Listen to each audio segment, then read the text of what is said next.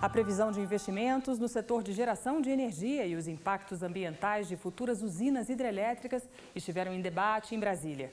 Em audiência pública promovida pelo Ministério Público Federal, foi discutido o Plano Decenal de Expansão de Energia 2008-2017. O objetivo do plano é estimar a necessidade de energia para os próximos 10 anos e avaliar a necessidade de construção de novos empreendimentos para a geração de energia no Brasil. E ele está apresentando que 2014 em diante vai ser basicamente com hidrelétrica. A hidrelétrica tem uma grande vantagem. Ela emite muito pouco gás de efeito estufa, praticamente zero, e é uma energia renovável. E mais, ela é barata. Elaborado pelo Ministério de Minas e Energia, o plano foi tema de debates na Procuradoria-Geral da República em Brasília. Segundo números apresentados no evento, devem ser construídas 71 novas hidrelétricas nos próximos 10 anos. Desse total, 16 estão localizadas próximas a terras indígenas. Além disso, 15% dos projetos terão impacto direto em unidades de conservação ambiental. Em relação às termoelétricas, a estimativa é de que elas aumentem em 172% as emissões de gás carbônico. Diversos assuntos foram abordados na audiência que reuniu membros do Ministério Público, representantes do governo federal e da sociedade civil.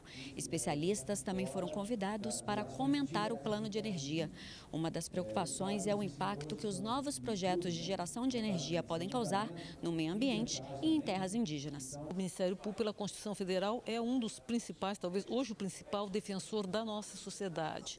E a gente vê entre as questões que esses programas energéticos causam, além dos problemas ambientais, né, que muitas vezes são irremediáveis, também os problemas socioculturais, quer dizer, populações são deslocadas do seu local de trabalho, do seu local, enfim, onde eles têm todas as suas relações de vizinhança, de compadrio, e sem serem ouvidas. Então, nos preocupa muito isso. As informações sobre o plano de energia servirão para que o Ministério Público possa garantir os direitos das minorias e a proteção do meio ambiente. Considerando que a principal matriz energética é a hidrelétrica e na região amazônica e que os povos dessa região já se manifestaram contra as hidrelétricas, é preciso que haja um processo de consulta popular grande para que mais tarde nós não sejamos acusados de ingressarmos com a ação surpreendendo o governo, né? Então o propósito é mais esse, é de mostrar que esse é um projeto que só se constrói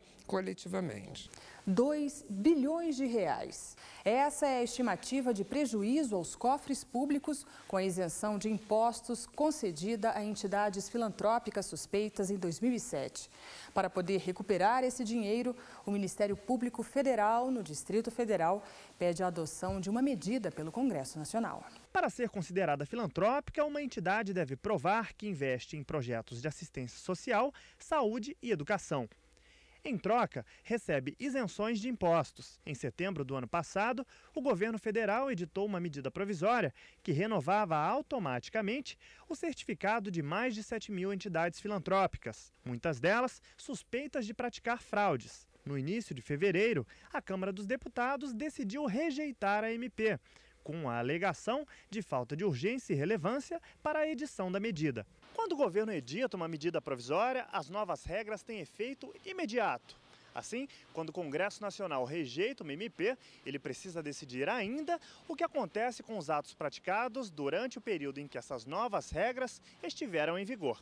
Por isso, o Ministério Público Federal no Distrito Federal fez um alerta aos parlamentares. É preciso editar até abril um decreto legislativo para suspender os efeitos da medida provisória no período em que suas regras ainda valiam. O aviso foi dado por meio de ofícios enviados ao presidente do Senado, José Sarney, e ao deputado federal Ricardo Barros, relator da medida provisória.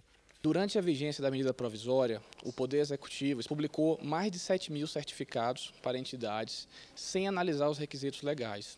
Ou seja, se o Congresso Nacional não editar um decreto suspendendo os efeitos da medida provisória nesse período, todos esses certificados, inclusive para entidades que estão envolvidas em graves irregularidades, serão mantidas e beneficiadas e haverá um prejuízo muito grande ao patrimônio público. segundo o levantamento da Receita Federal, o governo deixou de arrecadar em 2007 mais de 2 bilhões de reais de entidades filantrópicas suspeitas de fraude. Para o procurador da República, a edição do decreto legislativo vai permitir a recuperação desses recursos. O Ministério Público espera evitar essa sangria, essa verdadeira sangria dos cofres públicos, e esse dinheiro sim tem como retornar para a sociedade, ser investido em saúde, educação, e é isso que o Ministério Público espera e confia. Fique por dentro. Uma das atribuições do Ministério Público Federal é fiscalizar o cumprimento da regra constitucional do acesso à saúde.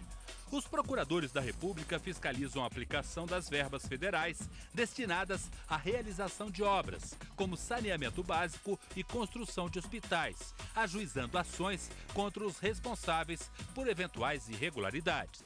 Veja no próximo bloco, em defesa da saúde da população. Em São Paulo, ação na Justiça quer o fim da regra que limita atendimento de planos em período de carência. E no Rio Grande do Sul, um dos principais hospitais públicos do estado poderá atender exclusivamente a pacientes do SUS.